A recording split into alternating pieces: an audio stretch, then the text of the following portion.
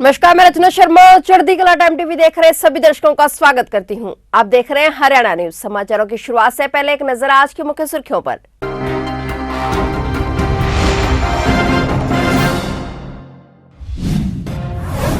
28 नवंबर को होगा प्रतिबंधित अवकाश। श्री गुरु तेग बहादुर जी के शहादत दिवस के अवसर पर सभी संस्थानों में हरियाणा सरकार ने अवकाश किया घोषित। प्रधानमंत्री नरेंद्र मोदी से लेकर मुख्यमंत्री मनोहर लाल तक कर चुके हैं तारीफ। गीता जयंती में कला को मिल रही तारीफ, लेकिन नहीं मिल रहे सुंदर कलाकृतियों के खरीदार। 4 जिलों के 25 ब्लॉक में 929 सरपंच और 10,362 पंच पद के लिए आज मतदान। 27 नवंबर को घोषित किए जाएंगे चुनावों के नतीजे।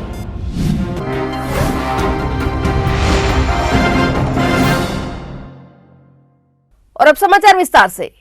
हरियाणा सरकार ने श्री गुरु तेग बहादुर साहब जी के शहादत दिवस के अवसर पर राज्य सरकार के सभी सरकारी कार्यालयों, बोर्ड, निगम एवं शैक्षणिक संस्थानों में 28 नवंबर 2022 सोमवार को प्रतिबंधित अवकाश घोषित किया है। इस बारे में हरियाणा सरकार के मुख्य सचिव की ओर से अधिसूचना जारी की गई है। हरियाणा के मुख्यमंत्री मनोहर लाल से यहां साउथ कोरिया के एम्बेसडर चंग जोए बॉक ने प्रतिनिधि मंडल के साथ शिष्टाचार मुलाकात की। इस दौरान उन्होंने आपसी सहयोग व व्यापार के साथ अन्य गतिविधियों पर चर्चा की। मुख्यमंत्री मनोहर लाल ने कहा कि हरियाणा सरकार ने विदेश सहयोग विभाग में सिंगल विंडो सिस्टम शुरू किया है, जिसके माध्यम से युवाओं को विदेश सेवा में भेजने का कार्य किया जा रहा है। इसके अलावा परिवार पहचान पत्र रूपी एक महत्वाकांक्षी योजना कार्यान्वित की है, जो देश व विदेशों के लिए मिसाल बन रही है। इन योजनाओं के माध्यम से युवाओं को और अधिक अवसर उपलब्ध करवाना लक्ष्य है। मुख्यमंत्री ने प्रतिनिधि मंडल का स्वागत करते हुए कहा कि हरियाणा में ओवरसीज प्लेसमेंट सेल एवं हरियाणा एक्सपोर्ट प्लेसमेंट सेल का भी गठन किया गया है। इसके माध्यम से युवाओं को बाहर भेजने के अलावा आपसी व्यापार को भी बढ़ावा दिया जाएगा।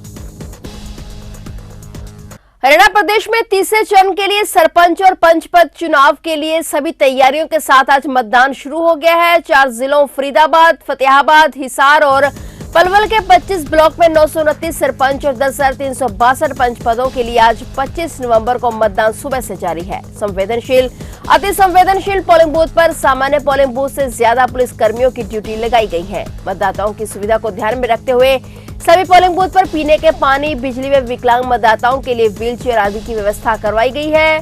पंच और सरपंच पद के लिए मतदान के नतीजे चुनाव के बाद ही घोषित कर दिए जाएंगे। वहीं तीसरे चरण के पंचायत समिति सदस्यों व जिला परिषद समिति सदस्यों का मतदान 22 नवंबर को संपन्न हो चुका है। इन चुनावों के नतीजे 27 नवंबर को घोषित किए जाएंगे।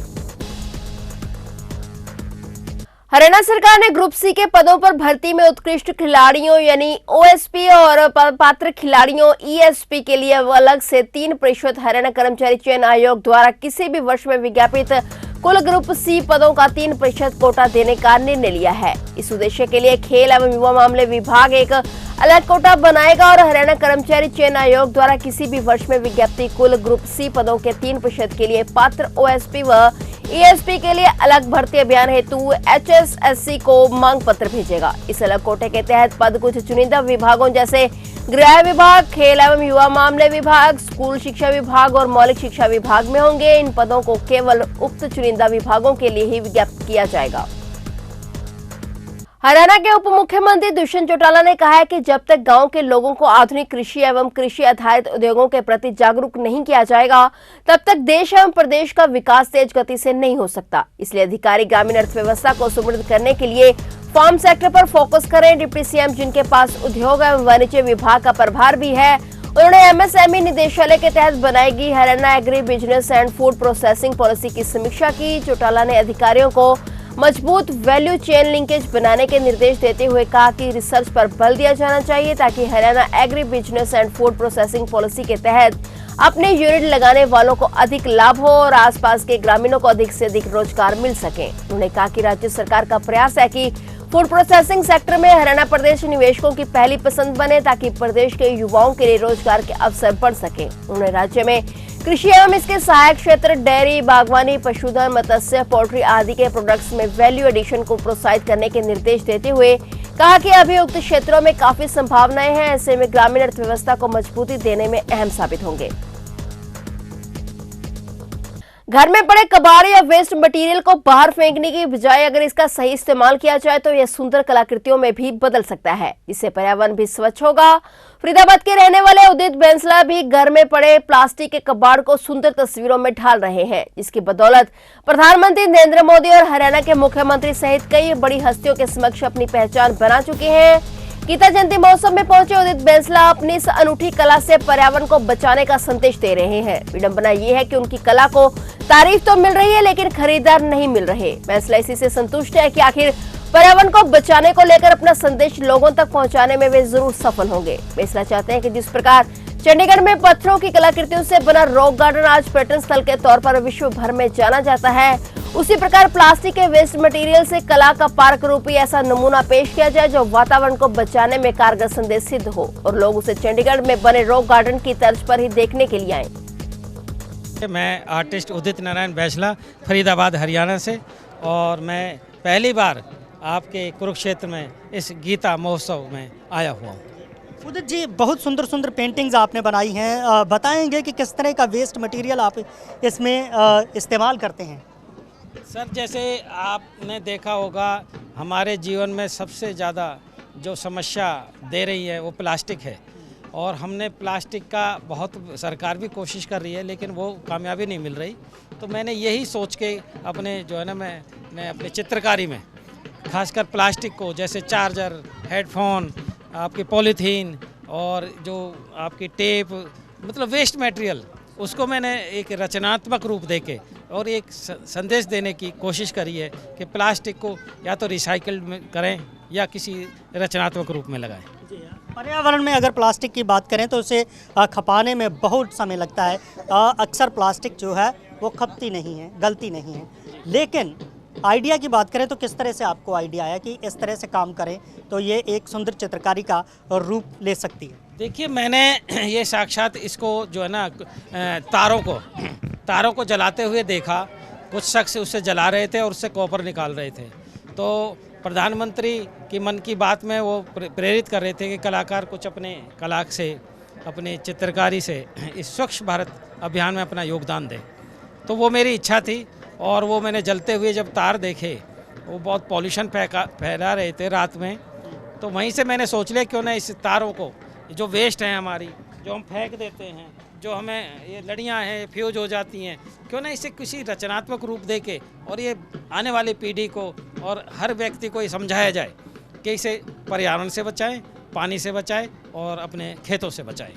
हरियाणा के शिक्षा मंत्री कंवरपाल गुर्जर ने पंजाब के चंडीगढ़ पर दिए गए बयान को दुर्भाग्यपूर्ण बताया है। यमुनानगर में त्रिदेव सम्मेलन में पहुंचे हरियाणा के शिक्षा मंत्री कंवरपाल गुर्जर ने कहा कि हरियाणा विधानसभा के लिए चंडीगढ़ में जमीन लेना हरियाणा का हक है। मीडिया से बातचीत करते हुए शिक्षा मंत्री गुर्जर ने कहा कि जब चंडीगढ़ बसा उस समय पंजाब, हरियाणा, हिमाचल 3 राज्य बन गए। उन्होंने कहा कि उस समय हरियाणा की हिस्सेदारी 40% से पंजाब की 60% थी। उन्होंने कहा कि पंजाब ने हरियाणा की 40% नहीं दिया और हरियाणा के पास जगह नहीं है, इसलिए नई विधानसभा बनानी है जिसके लिए चंडीगढ़ में विधानसभा बनाई जाएगी। उन्होंने कहा कि पंजाब सरकार एवं मुख्यमंत्री बेवजह मामलों को तूल दे रहे हैं। उन्होंने कहा कि ऐसे बयान अखबारों में रहने के लिए, लोगों को भड़काने के लिए दिए जा रहे हैं, इनका कोई औचित्य नहीं है।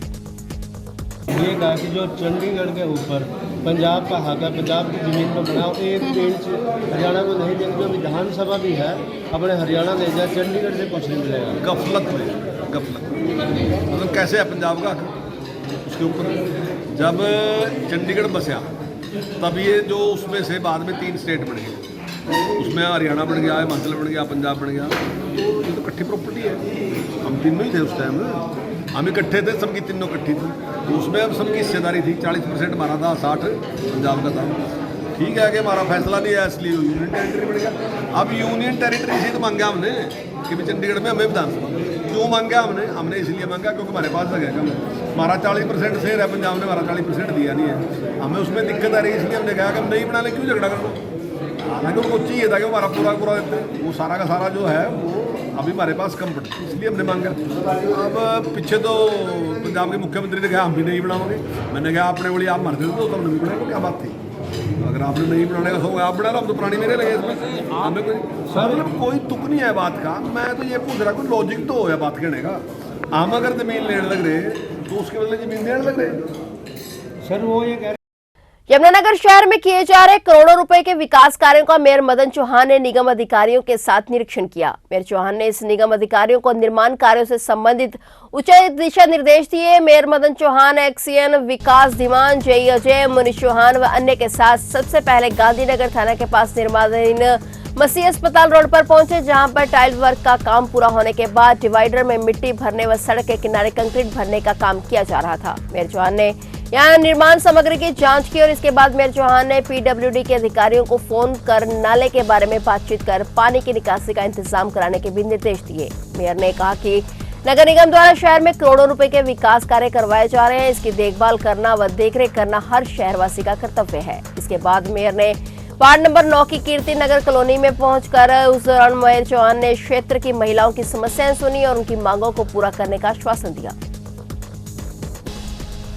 हरियाणा में एमबीबीएस बॉन्ड पॉलिसी को लेकर एमबीबीएस के विद्यार्थियों का धरना लगातार चल रहा है। पिछले 25 दिनों से एमबीबीएस के विद्यार्थी अपनी मांगों को लेकर धरना प्रदर्शन कर रहे हैं और वहीं करनाल के कल्पना चावला राजकीय मेडिकल कॉलेज के एमबीबीएस के विद्यार्थियों ने बॉन्ड पॉलिसी के खिलाफ भूख हड़ताल शुरू कर दी है। वहीं रेजिडेंट्स डॉक्टर्स, इंटर्न डॉक्टर भी विद्यार्थियों के समर्थन में धरने पर बैठकर इस नई बॉन्ड पॉलिसी का विरोध कर रहे हैं। एमबीबीएस के विद्यार्थियों के धरना प्रदर्शन करने से जहां उनकी पढ़ाई प्रभावित हो रही है, वहीं MBBS residents doctors, intern doctor धरना प्रदर्शन से ओपीडी भी प्रभावित हो रही है। इसके कारण कहीं न कहीं मरीजों को भी परेशानी का सामना करना पड़ रहा है।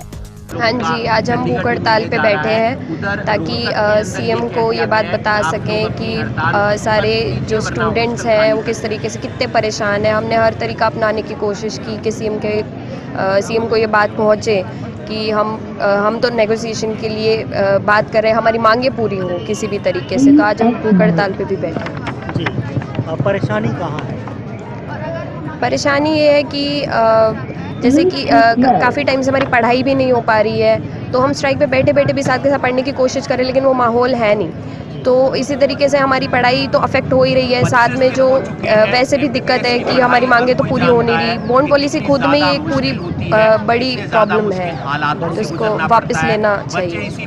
वापस लेना चाहिए। इसमें वापस तो मुझे पता है कि पूरी तरीके से हो नहीं सकती है, क्योंकि और भी राज्य में बॉन्ड पॉलिसी है, लेकिन तो हमारे राज्य में और राज्य से बहुत ही अलग है, अलग तरीके, मतलब ऐसे बहुत ही ज़्यादा अमाउंट भी है चलो, और बहुत ज़्यादा जैसे हमारी थर्ड पार्टी लाई गई है। सरकार और हमारे बीच बॉन्ड पॉलिसी रहनी चाहिए, लेकिन बैंक को भी इन्वॉल्व किया गया, जो कि बहुत ही रॉन्ग है। दूसरे राज्यों में ऐसा नहीं है, तो इन चीज़ों में चेंजेस लाने चाहिए। तो आगे आपका क्या रहेगा स्टैंड? आज मुख्यमंत्री भी आ रहे हैं। आगे जैसे अभी तो हमने ओपीडी ब्लॉक की है, हम लोग हंगर स्ट्राइक पे भी बैठे हैं, एक डेफिनेट पीरियड के लिए बैठे हैं अभी तो, लेकिन अगर कुछ नहीं हुआ तो हमें इमरजेंसी भी ब्लॉक करनी पड़ेगी। और अब तो हमारे साथ कर्मचारी जो यूनियन है वो भी अब हमारे साथ है, आरडी हमारे साथ है, तो सभी मिलके आगे जाके कुछ ना कुछ बड़ा कदम उठाएंगे।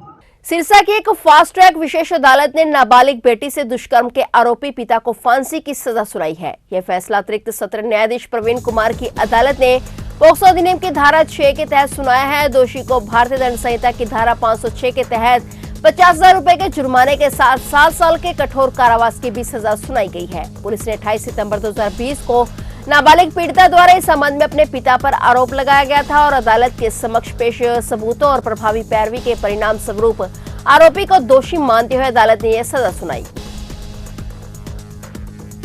यमुनानगर जिले के किसान मोहड़ा अनाज मंडी में होने वाली रैली के लिए हजारों की संख्या में यमुनानगर से रवाना हुए। किसान आंदोलन के 2 वर्ष पूरे होने पर और शहीद आजम सर छोटूराम की जयंती पर भारतीय किसान यूनियन चडूनी के राष्ट्रीय अध्यक्ष सरदार गुरनाम सिंह चडूनी की अध्यक्षता में मोहड़ा अनाज मंडी में किसानों की विशाल रैली रखी गई और किसान आंदोलन की समाप्ति पर सरकार ने किसानों से एमएसपी पर कमेटी बनाने की रिपोर्ट और अन्य वादे किए थे, लेकिन सरकार अपने वादों से मुकर रही है। सरकार को उसके वादे याद करवाने के लिए और हरियाणा सरकार ने अभी तक गन्ने का मूल्य निर्धारित नहीं किया। इसकी मांग को लेकर भी, शामिल जमीनों के मुद्दों को लेकर भी, खराब फसलों के मुआवजे को लेकर आज किसान रैली कर प्रधानमंत्री और मुख्यमंत्री के नाम मांग पत्र देंगे। यमुनानगर जिले के किसान प्रदेश संयोजक बाबूराम गुंदियाना और जिला अध्यक्ष संजू गुंदियाना की अध्यक्षता में मोहड़ा अनाज मंडी के लिए रवाना हुए। यमुनानगर जिले में वाहन चोरी की वारदातों को सुलझाने का जिम्मा एसपी मोहित हांडा ने एंटी व्हीकल थेफ्ट सेल की टीम को दिया है, जिसका नेतृत्व सब इंस्पेक्टर रमेश राणा को दिया हुआ है। उनकी टीम ने नाकाबंदी के दौरान कलानौर बॉर्डर से 3 युवकों को चोरी की बाइक के साथ गिरफ्तार किया है। आरोपियों से चोरी की 3 बाइक बरामद हुई हैं। फिलहाल पुलिस मामले की जांच कर रही है। आरोपियों को कोर्ट में पेश कर न्यायिक हिरासत में भेज दिया गया है। फिलहाल हरियाणा न्यूज में इतना ही और नए समाचारों के साथ फिर से हाजिर होंगे। तब तक के लिए देखते रहिए चढ़ती कला टाइम टीवी और अब मुझे दीजिए इजाजत। धन्यवाद।